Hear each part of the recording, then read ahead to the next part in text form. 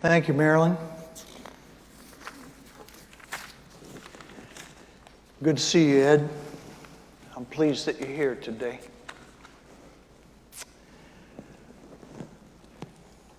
Every time we gather for worship, we do one particular thing every single time. Anybody want to guess what that is? That's right. We say the Lord's Prayer. Don't we do that every time?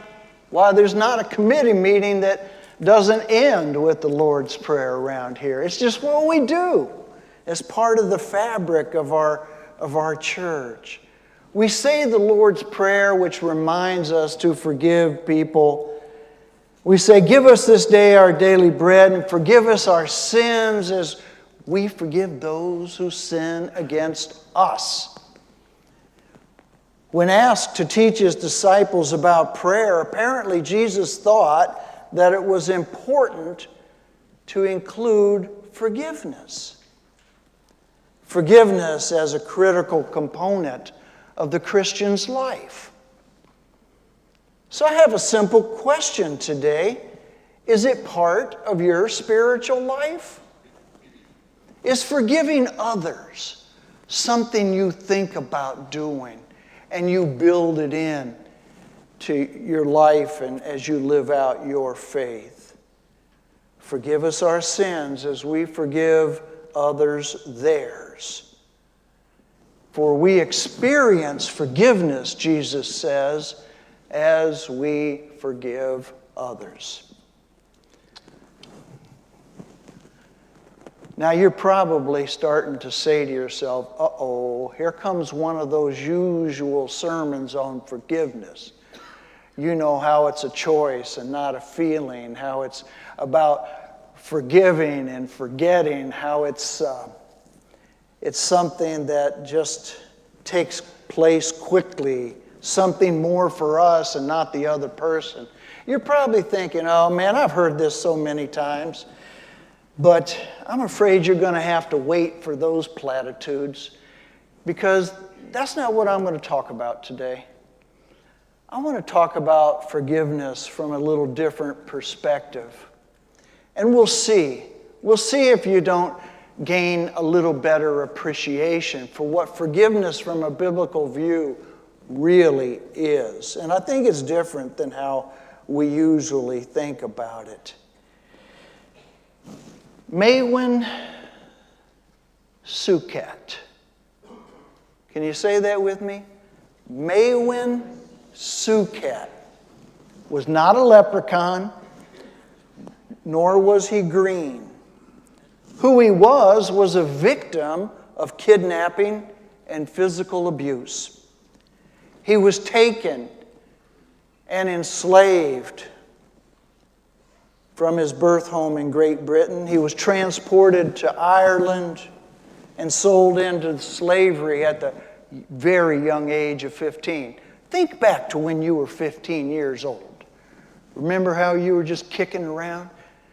You thought you had the world in your pocket, but you didn't. You were so young. You were so naive. You thought you had everything figured out. Now imagine if some people came and took you to another country and forced you into slavery, where you were sold to be a shepherd out, isolated and alone, around no one, nobody to talk to except the sheep. Imagine the loneliness, the terror.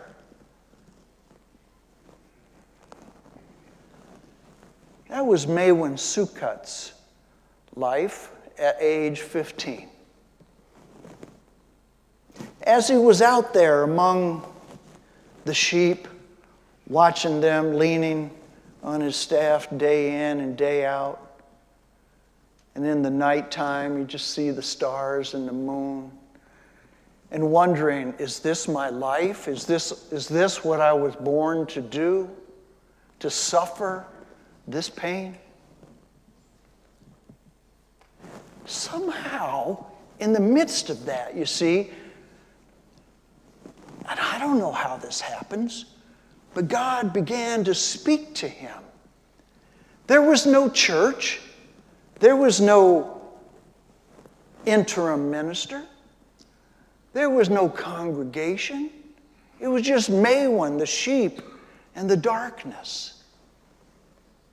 And yet God did begin to speak to him, so said Maywin, when he later wrote his autobiography entitled Confessions. He said God began to speak to him in some way, and he began to become so aware of God's presence in his life. And it's all he could do to contain it, you see, within himself. And all he wanted to do was to grow and become more aware of this God. One night, Maywin had a dream. And in this dream,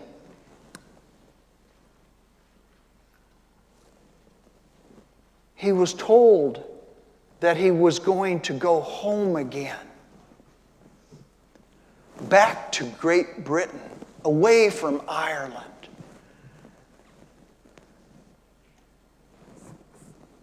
He loved the idea. Now, you're all saying, hey, Jim, we've read Freud. We understand this is wish fulfillment, and he just needs to go home. I get that.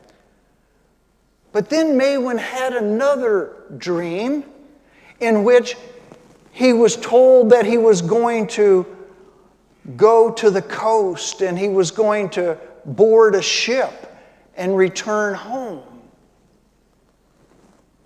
Imagine that. That was a wonderful dream.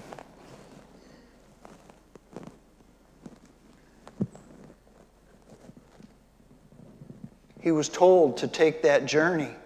It's not the same journey as us getting up here, going down to Residence Beach and catching a boat for another country. It wasn't like that at all. Maywin got up, packed himself a lunch, and walked 200 miles to the coast to where he caught this ship that would take him home. Now, how many of you, if you had a dream and it's told you you're going to go home, you're going to catch a boat, would walk 200 miles to the coast? Let the record show nobody raised their hand. I tell you, I wouldn't. I might wish for it, but I'm not going to pack a lunch and walk 200 miles. I'm not likely to do that. But Maywin Suket did. He caught that boat. And he finally, after 2 years, returned to Great Britain into the waiting arms of his mother and father, who pleaded with him to never leave again.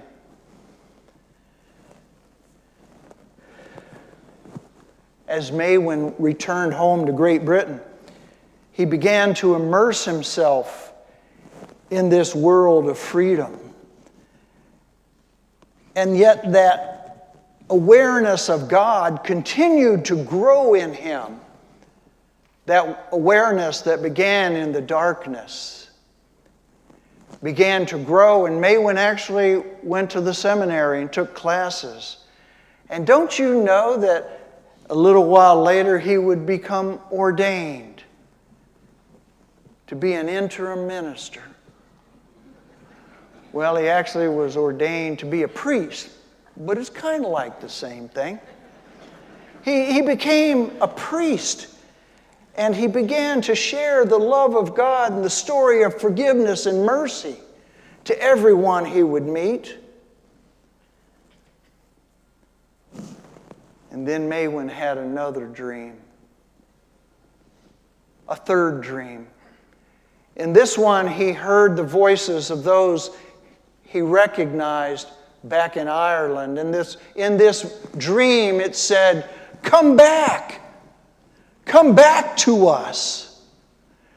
And he was so taken by this that he went to his parents and he said, I think I have a calling to go back to Ireland, to go back to those who had kidnapped him, to go back to his place of enslavement.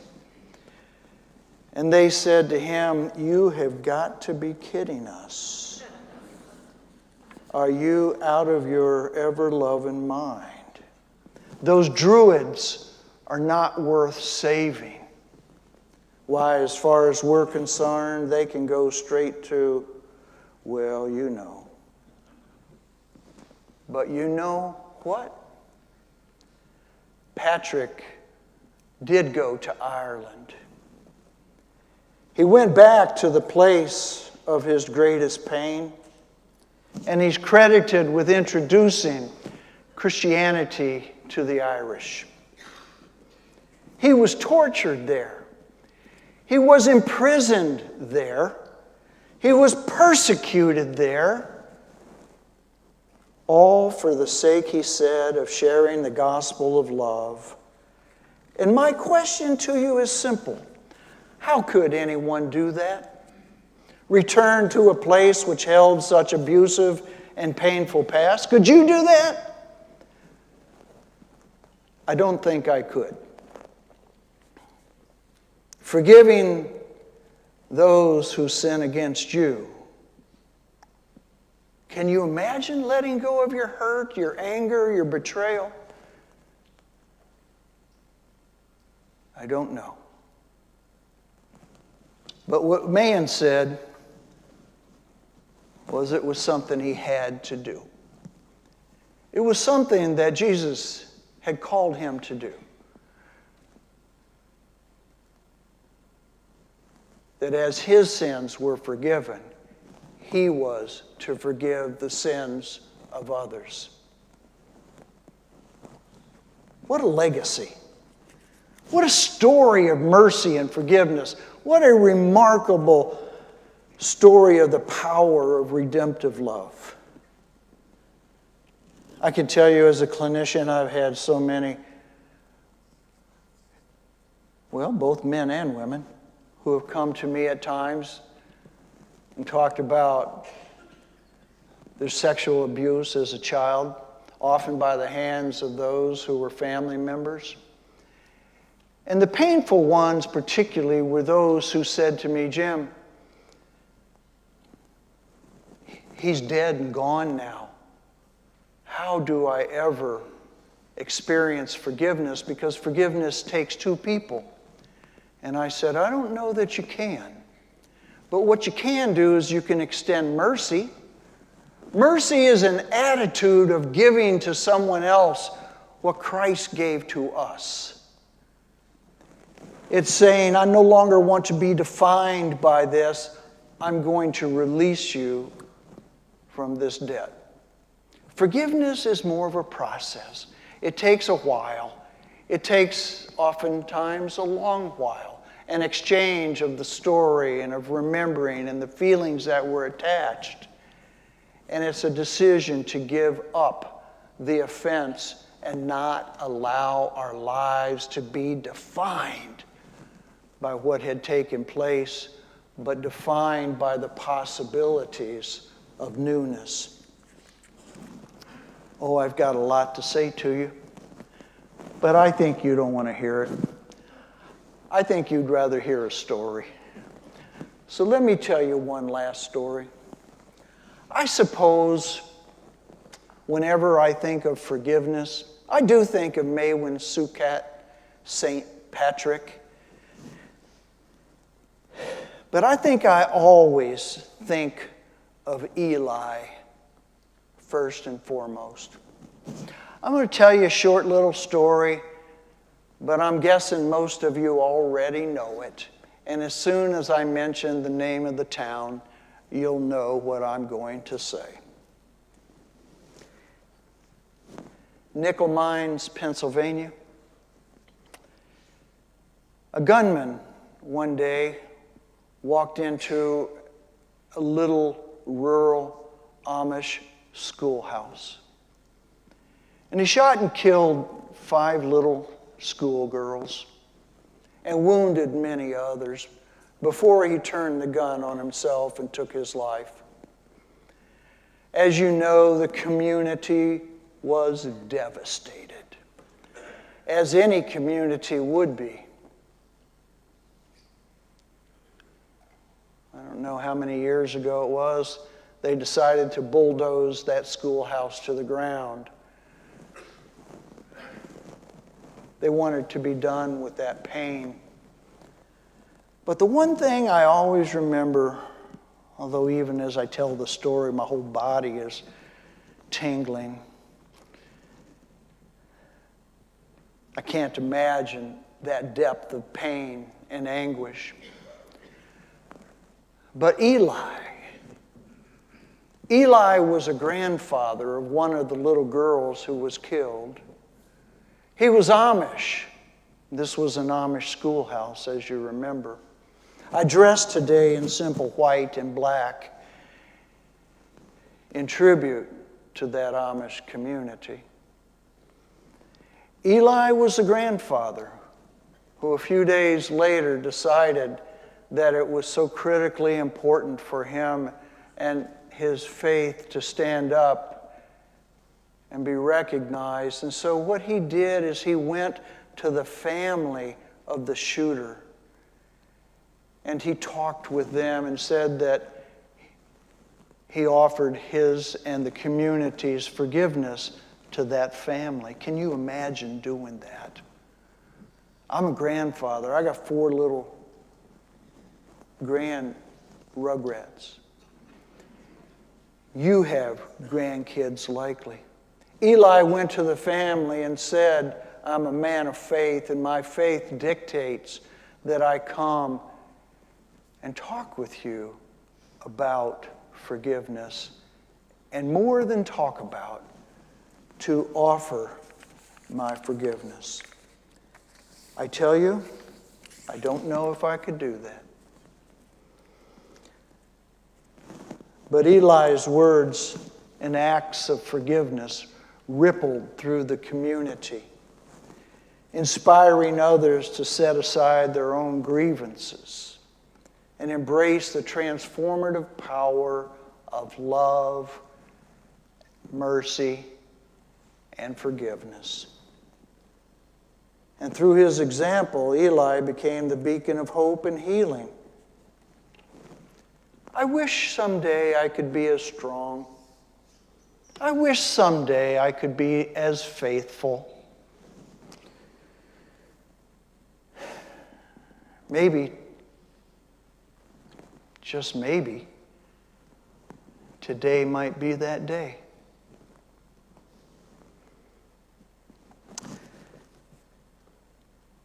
Forgive us our sins as we forgive those who sin against us. May God bless you, and may God bless United Church of Marco Island.